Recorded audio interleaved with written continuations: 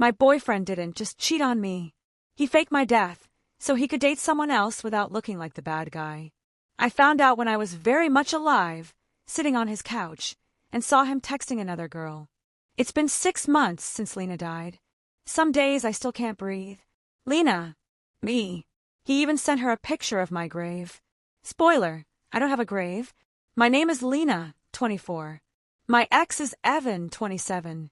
We met at a friend's game night. I was the loud, sarcastic one. He was the quiet guy in the corner who somehow knew every answer in trivia, but apologized every time he got one right. He was gentle in a way most guys my age weren't. He remembered small things. My coffee order. My allergy to kiwi. The fact that I hate being late because my dad was always late to pick me up as a kid. When I mentioned that last one, he looked genuinely sad. I'm sorry, he said. I know what it's like to have a dad who doesn't show up. He told me his ex had died in a car accident 3 years ago. He'd been driving. She'd reached over to change the song, grabbed his arm, they swerved, and he choked up. I cried for him. Of course I did. He didn't have social media because of grief. He didn't like loud clubs because they remind him of the night she died. He liked staying in, watching movies, cooking together. Traumatized, soft-spoken, loyal. I thought I hit the jackpot. There were signs, obviously. He never wanted me to tag him in anything. I don't want my family seeing I've moved on yet, he said. They still light candles for her on holidays. He always paid in cash at certain restaurants. My car got skimmed once. I'm paranoid now. He hated pictures. I just feel ugly on camera, he'd say, turning his head away. If I came over unannounced, he got weird. Babe, just text me first, okay? I might be, I don't know, naked or something. I told myself he was just private, introverted, healing. He met my friends, charmed them. He was great with my mom. My little brother adored him because he always brought snacks. Everyone said the same thing. Lena, he's such a good guy. Don't overthink it. So I didn't. Not when he flinched at the sound of sirens. Not when he left the room when certain songs came on.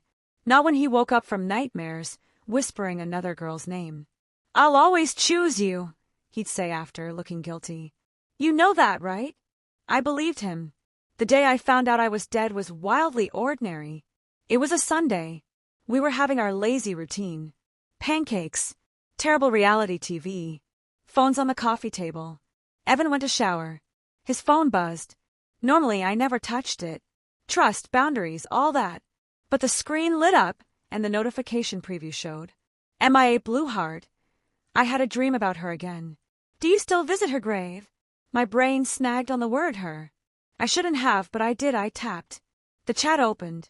The top of the screen read, Mia Blueheart, Lena's friend. My name. My chest tightened. I scrolled up a few messages. MIA, I don't know how you do it. If my boyfriend died because of me, I'd never forgive myself. Evan, it wasn't your fault. It wasn't hers either. It was the universe. Some loves just aren't meant to last. My eyes blurred. Farther up. Evan, I still keep her picture by my bed. MIA, you're so loyal. She's lucky you loved her like that. Evan, I just hope she's proud of me for trying again. Being with you helps me breathe. Being with you. I scrolled faster. And there it was. A photo of a headstone, slightly blurred as if taken with shaking hands. Lena Grace Harris. Beloved daughter and friend. 1999 to 2024. My name is Lena Harris. I'm 1999, still alive. The grave looked legit. Flowers. Candles. A little stuffed fox like the one on my childhood bed. MIA. I'm crying, Evan. This is so beautiful. Evan, I visit every month. I talk to her about you. I tell her I'll never love anyone like I loved her, but you come close. My ears were ringing. He had told another girl I was dead. Not just my ex. His dead girlfriend. And he was clearly with her. MIA, do you think you're ready to take down her pictures from your wall? Evan, I don't know. One day. I don't want her family thinking I forgot. There was a selfie of them together. Mia was gorgeous, soft features, big eyes, clearly crying into his chest. He was holding her, kissing her hair. Caption. Grief is just love with nowhere to go. I'll carry her for both of us. Posted 4 months ago.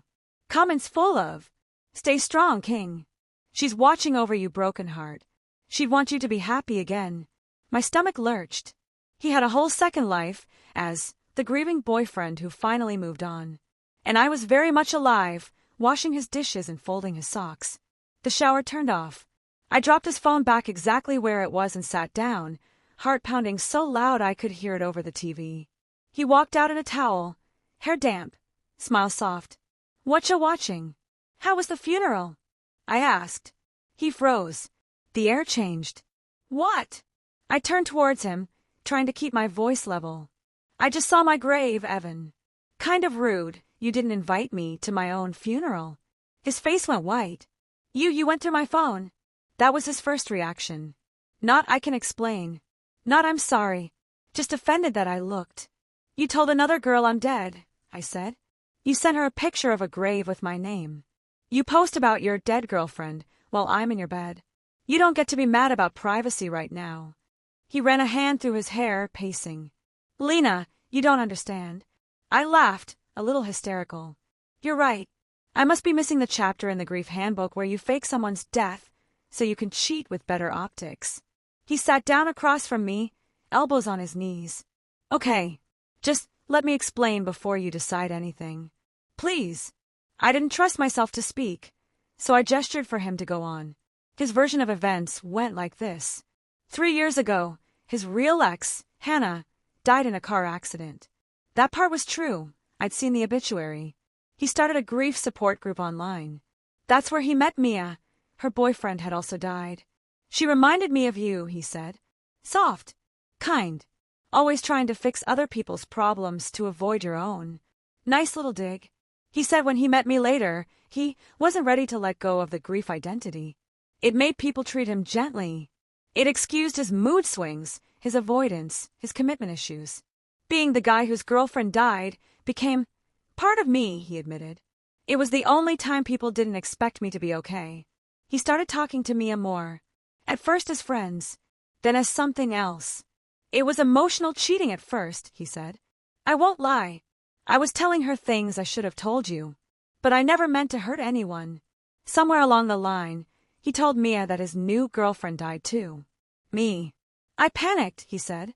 She kept asking, "Why haven't you dated anyone since?"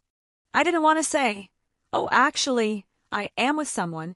I'm just also trauma bonding with you on the side." So I said my relationship after Hannah was short and she died. It was stupid, I know. "You gave her my name," I said quietly. He nodded, staring at the floor. "I didn't mean to. It just slipped out once when I was drunk. After that I couldn't take it back. I thought if I changed it, she'd get suspicious." So he doubled down. Edited an old grave photo from Hannah's cemetery with my name instead. Posted grieving captions. Started a whole new Instagram just for his grief journey that I didn't know about. Mia needed someone who understood, he insisted. I don't know, to feel like a good person again. Helping her made me feel useful. By lying to her about me being dead, I said, while sleeping with both of us. He didn't deny it, just whispered, "I'm in love with you both." I actually laughed out loud. "Wow, are you expecting a polycule or a car crash?" He flinched. "I never asked for any of this," he said. "It just happened." "You made it happen, Evan. You kept adding lies every time telling the truth would have hurt your image." I stood up. "Does Mia know you have a live version of your dead girlfriend? Does she know you rehearse your sad lines on her and then come home to me?" He grabbed my hand. "Please, don't text her. Don't ruin this for me." "Ruin what?" "Your grief LARP." He didn't answer. That was my answer. You know that moment when rage burns through shock and suddenly your brain gets very, very clear? That's where I went. I left his apartment without another word, went home, and did something he clearly never expected. I opened Instagram and searched his grief account handle, the one I saw in the screenshots with Mia. It popped up at Grieving Evan. Bio. 2 great loves gone too soon. Learning to breathe again. DM if you need someone who understands. Posts of candles, sunsets, cemetery shots, vague quotes like, "Some souls are too bright for this world." He had 30K followers. I wasn't just his girlfriend. I was content. In one post, There was a photo of him and Mia at a lake, both in black, holding white roses. Caption: visited her grave today. Mia left flowers for the woman who taught me how to love. Comments were full of women calling him the last good man and asking if he had Venmo because they wanted to buy him coffee for his courage. I felt sick. Then I saw it, a pinned story highlight titled for her. It was a montage of pictures of me laughing on a roller coaster, but heavily filtered. Me in a hospital bed after my appendix surgery with the caption, her last days. Me sleeping on his couch, cropped so it looked like a different room. Text over one of them: she died thinking I didn't love her enough. I'll never forgive myself. I wanted to scream. Instead, I screenshotted everything. Then I DM'd Mia from my own account. I stared at the message box for a long time. What do you even say? In the end, I kept it simple. Me: hey Mia. Weird question. How would you feel if your boyfriend's dead ex started texting you? The 3 dots popped up almost immediately. Mia: this is a sick joke. Me: I wish. I sent a selfie. Current date on a piece of paper, my face clearly alive, clearly breathing. Then I sent screenshots. The grave with my name. His captions: our recent photo together from my own account. Timestamped the same weekend he posted about visiting my grave. There was a long pause. Then: Mia, I'm going to throw up. We switched to a call. Her voice was shaking. She told me her side.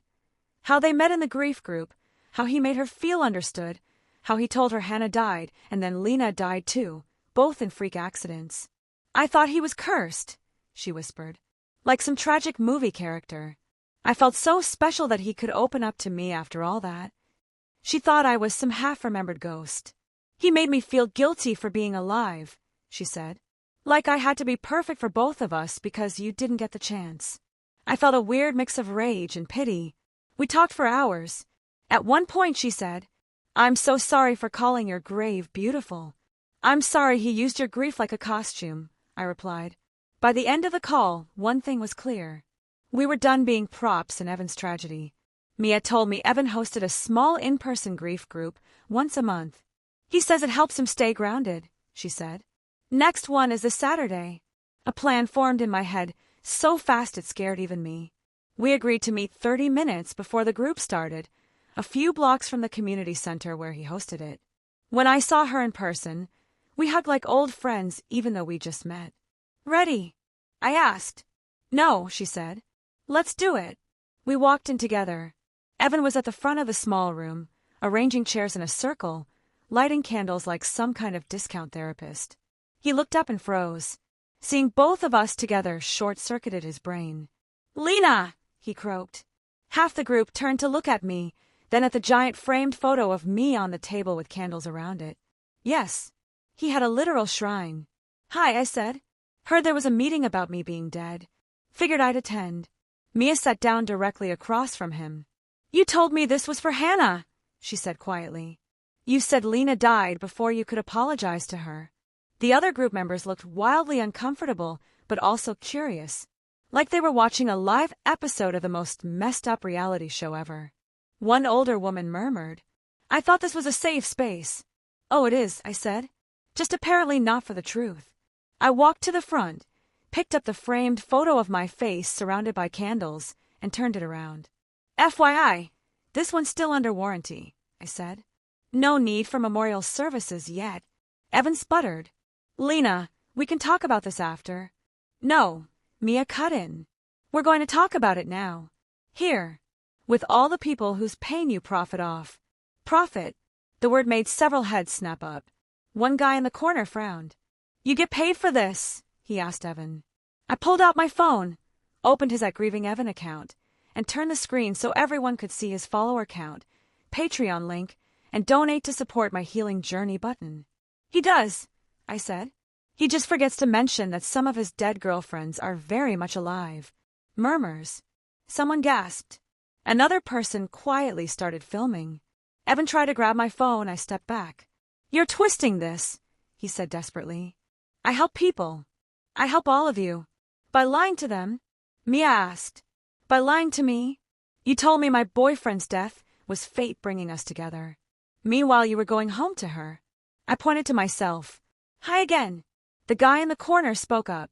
You said your second girlfriend killed herself because she couldn't handle your guilt. Was that her too? He pointed at me. Evan's jaw clenched. It was a metaphor, he stammered. For emotional death. Bro, another member said. You had a slideshow. Apparently, Evan had a full PowerPoint presentation about stages of losing two great loves. I couldn't even be mad. The audacity was almost art. Evan's mask cracked completely. Okay, fine, he snapped. Yes, I lied about some details. Does it matter? The pain is real. Hannah is dead. That grief is real. I helped you with your grief, didn't I? Does it suddenly stop counting because I embellished a story? The older woman wiped her eyes. You told me my son's death was a sign from your second girlfriend, she whispered. That she sent me to you. He opened his mouth. You used us, Mia said. You used all of us as your personal audience. You used her, she pointed at me, as a prop. You used me as an upgrade. And you used Hannah as content. The room was silent except for a heater buzzing in the corner. I stepped closer to him. You didn't just cheat, I said quietly. You turned cheating into a religion and made yourself the martyr. His shoulders slumped. I love you, he whispered, looking between us. Both of you. I didn't know how to choose. You don't get to keep people you kill off, I said. Even metaphorically. I took the framed shrine photo, blew out the candles one by one, and handed the frame to him. Here, I said. Have your dead girlfriend back. I'm done playing ghost. Mia stood up. Me too, she said. Find someone else to trauma bond with. Maybe a therapist. Preferably one you don't try to date. People started leaving, murmuring to each other. A few gave us quick hugs on the way out. One slipped me a scrap of paper with a lawyer's number just in case. By the time the room emptied, Evan was alone, surrounded by cold candles and printed worksheets about grief. For once, he looked like the only person actually grieving.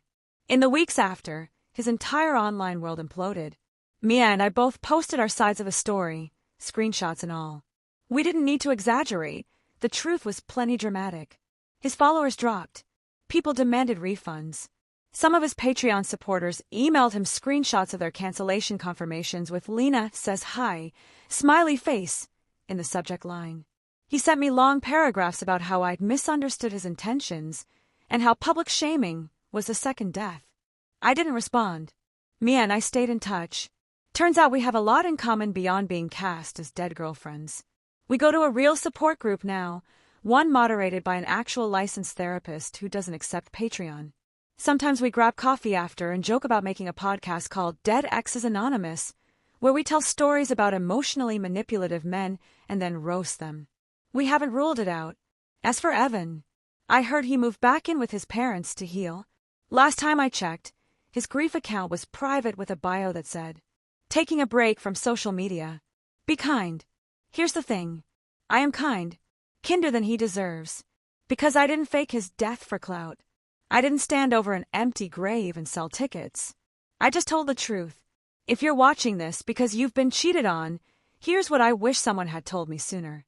If a guy's trauma always makes him the main character, be careful. If he's more worried about how his story looks than about how his actions hurt people, run. And if someone ever tells you a story so tragic it sounds like a movie, remember movies have writers.